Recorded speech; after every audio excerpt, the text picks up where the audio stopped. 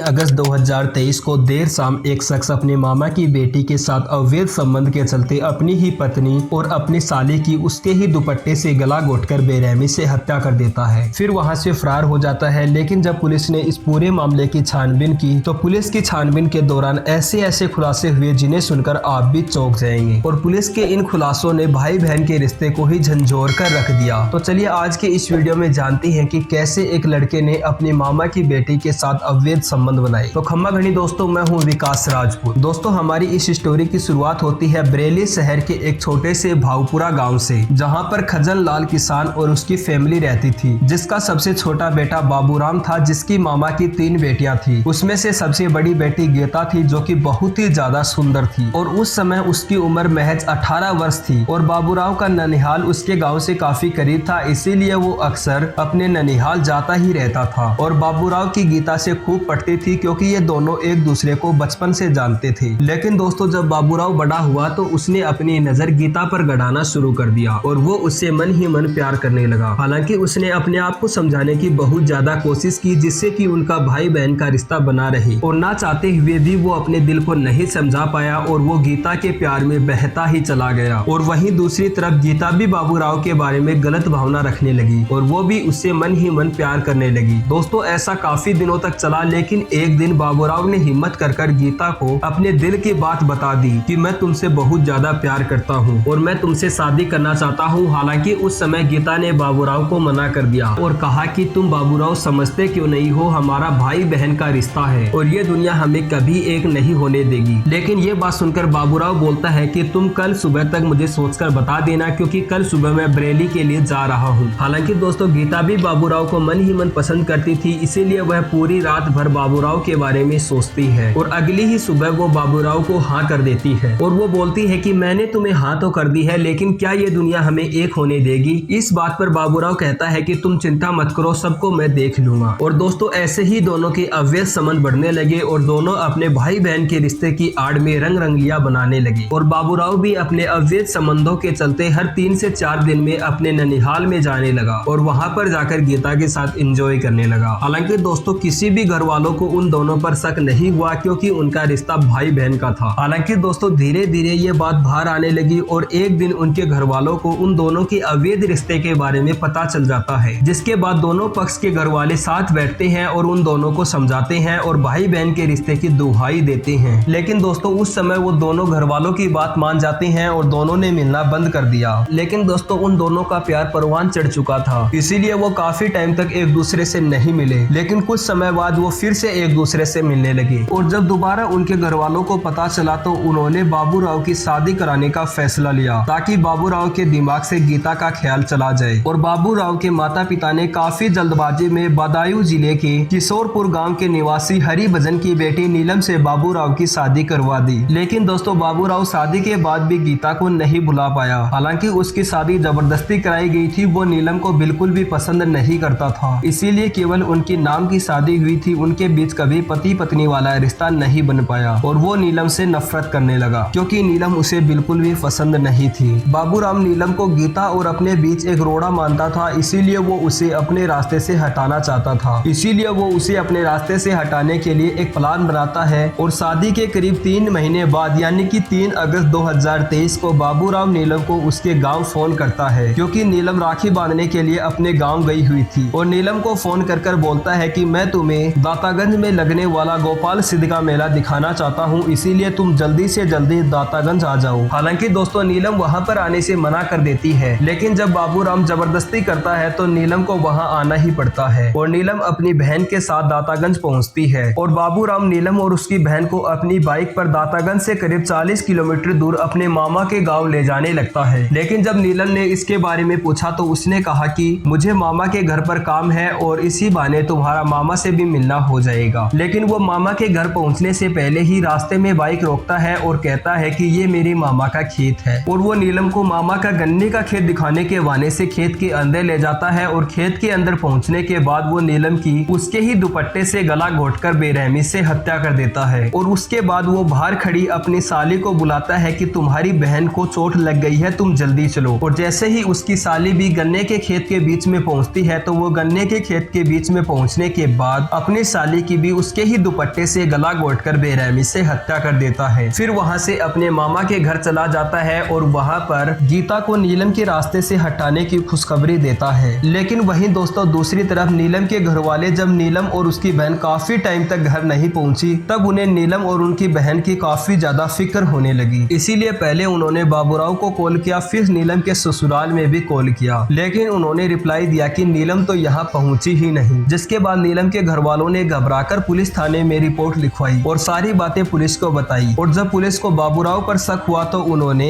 बाबूराव का phone trace किया और 9 अगस्त 2023 को पुलिस के द्वारा एक गुप्त सूचना के तहत दौला घाट के पुल से बाबूराव को गिरफ्तार किया जाता है। और जब बाबूराव से कड़ाई से पूछताछ की जाती है तो बाबूराव अपना जुर्म कबूलता है और वो बताता है कि कैसे उसकी मामा की लड़की के साथ उसके अवैध संबंध हैं और कैसे उसने अपने अवैध संबंधों के चलते ही अपनी पत्नी और अपनी साली की बेरहमी से हत्या कर दी। और दोस्तों पुलिस भी बाबूराव के द्वारा बताई गई जगह पर पहुंचती है जहां पर उन्हें 2 लड़कियों की लाश मिलती है, वो भी कंकाल हालत में। जिसके बाद पुलिस लाशों की पोस्टमार्टम करने के बाद लाशों को नीलम के माता पिता को सौंप देती है और बाबूराव नीलम और उसकी बहन की हत्या के मामले में आज आईपीसी की धारा नंबर 302 और 201 के तहत जेल में सजा काट रहा है। खैर आपका इस पूरी स्टोरी के बारे में क्या बोलना है कमेंट सेक्शन में जरूर बताना और ऐसे अमेजिंग वीडियो के लिए लाइक शेयर एंड सब्सक्राइब। मिलता हूँ ऐसी मजेदार स्टोरी के साथ नेक्स्ट वीडियो में। सो बाय।